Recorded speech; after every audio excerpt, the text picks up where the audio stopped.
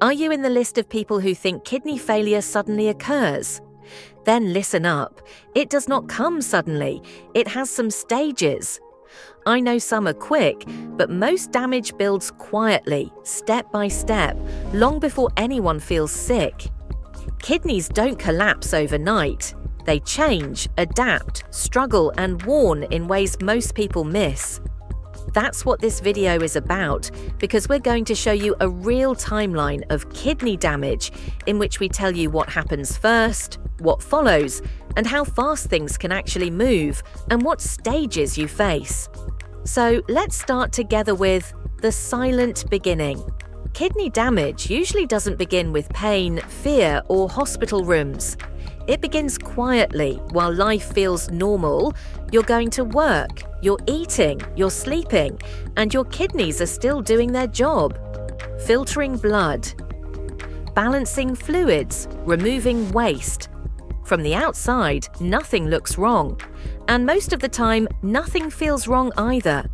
But inside, small shifts can already be happening. The kidneys may not be filtering quite as efficiently as before.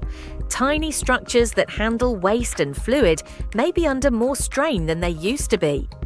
Blood chemistry can start changing in ways you don't feel.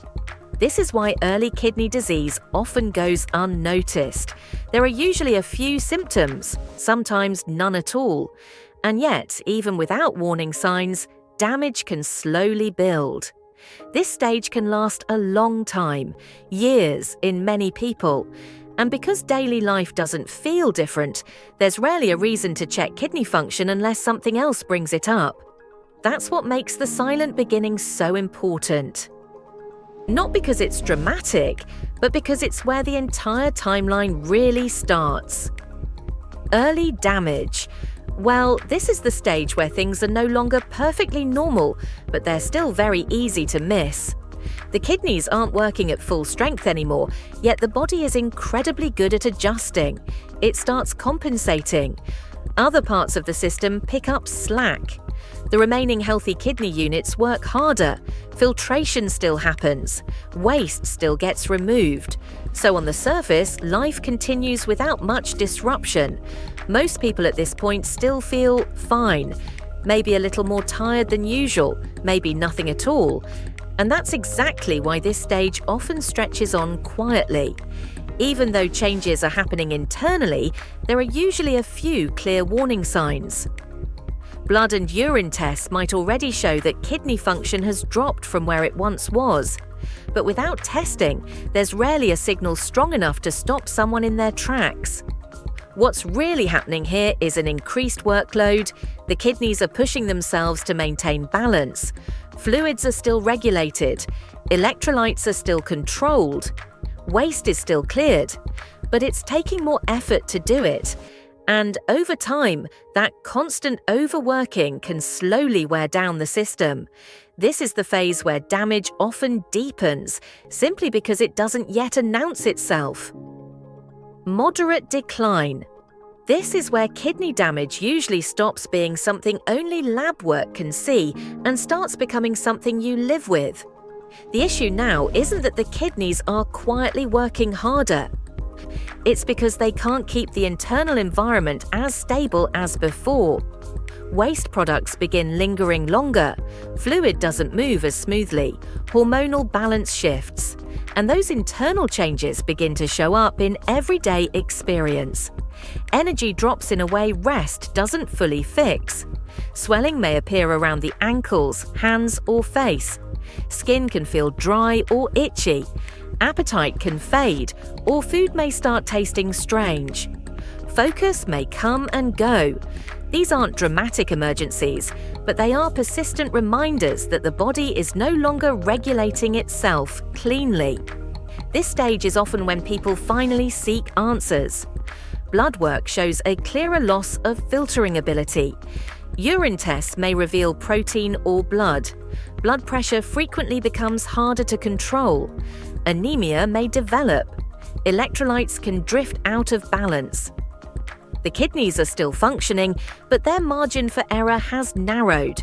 They can no longer quietly absorb internal stress. And once daily life begins reflecting that shift, the timeline becomes more visible because kidney decline is no longer happening only inside charts, it's happening inside routines. And now let's talk about advanced damage. This stage feels different because the issue is no longer just discomfort or scattered signs. Life itself starts organizing around the kidneys. Energy becomes unpredictable. Some days feel manageable, others feel heavy without a clear reason. Sleep may stop feeling restorative. Physical stamina shrinks. Simple routines begin taking more effort than they used to, and recovery from ordinary days stretches longer. The body's internal balance is no longer something you carry silently. It influences how you move through your week, how much you plan, and how often you have to slow down. What really changes here is consistency. The body stops feeling reliable. You may notice that stress hits harder, illness lingers longer, and small disruptions create bigger reactions. The kidneys are no longer able to smooth out internal shifts the way they once did. So fluctuations that used to be absorbed now ripple outward. This is often the phase where people start tracking numbers, appointments, and limits more closely because the body is sending clearer feedback.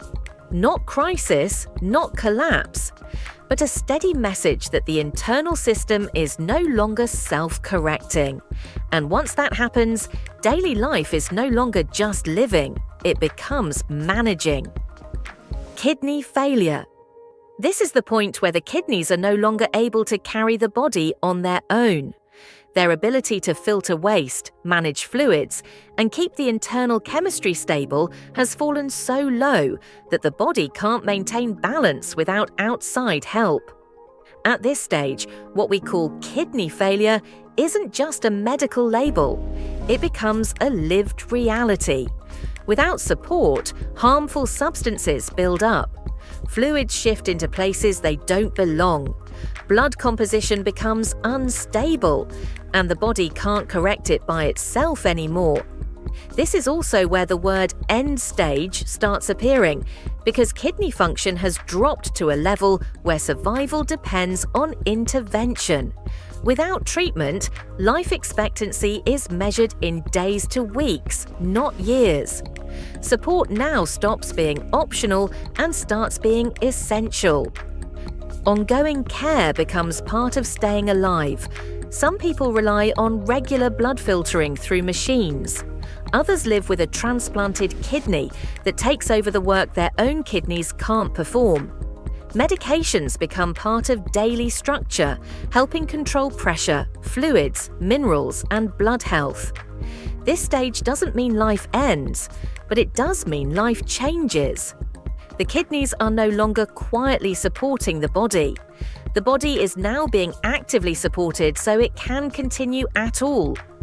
Why does damage move fast in some people and slow in others? Here's something most timelines don't explain well enough. Kidney decline doesn't run on one clock. Two people can both hear the words kidney disease and be standing in completely different places a year later. One may stay relatively stable for a long stretch. Another may move through changes far more quickly. That difference usually isn't random. It comes from how much strain the kidneys are under and how consistently that strain is present. When the internal environment stays harsh, when blood chemistry, pressure, and fluid balance remain unstable, the kidneys don't get breaks. They're forced to operate in survival mode, and systems that live in survival mode wear down faster. Another part of speed is timing. Kidney damage often advances quietly for years before anyone knows it's there. So, when it's finally discovered, it can feel like everything is happening suddenly, even though the groundwork was laid long before. What looks like a rapid decline is often delayed awareness of long-standing stress. That's why some people feel as if their condition raced forward out of nowhere. The movement wasn't new, the visibility was. And once kidney function reaches a lower range, Even small internal shifts can cause larger outward effects, making the later parts of the timeline feel much faster than the earlier ones ever did. The biggest myth about kidney failure timelines. One of the strongest myths around kidney failure is that it usually arrives out of nowhere, that someone is fine and then suddenly everything collapses. The data tells a different story. Most kidney failure develops slowly over time. Chronic kidney damage often progresses quietly, even while a person feels okay. In the early and middle phases, there may be little to no discomfort at all. That's why so many people are shocked when they're told their kidney function is low. The damage didn't just begin, it's been unfolding in the background. Where confusion often comes in is with sudden kidney failure. There is a form that can develop quickly, sometimes over hours or days, usually triggered by an unexpected event like severe dehydration, blockage, illness, or medication reactions. But that acute form is not the typical path. Most people who reach kidney failure have been on a long, invisible timeline. So when symptoms finally appear, or when tests suddenly show major loss of function, it feels abrupt. In reality, what's abrupt is the discovery. The process itself has usually been in motion for years. Understanding the timeline changes choices. When you really look at the timeline, kidney failure stops feeling like a sudden event and starts feeling like a long conversation the body has been trying to have. Most of the journey happens quietly. Long before anything dramatic appears, small internal shifts are already taking place. And once you understand that, the way kidney health is viewed changes. It's no longer only about reacting to a diagnosis. It becomes about noticing where you are in the process. Knowing how this timeline actually unfolds doesn't create fear. It creates orientation. It shows that there are stretches where the body compensates, stretches where signs start appearing, and stretches where support becomes essential. And while not every part of the journey can be reversed, awareness reshapes how each part is lived. It changes when people test, when they ask questions, when they take symptoms seriously, and when they seek care instead of waiting. The timeline doesn't exist to predict outcomes, it exists to make them visible. And visibility is what allows people to move with their health instead of being surprised by it. If you stayed through this, I truly appreciate you being here. Topics like this matter, and understanding them can quietly change how people treat their health. If this video gave you clarity, take a second to support the channel by liking it and subscribing. And if someone in your life might benefit from hearing this, share it with them. I'll see you in the next one.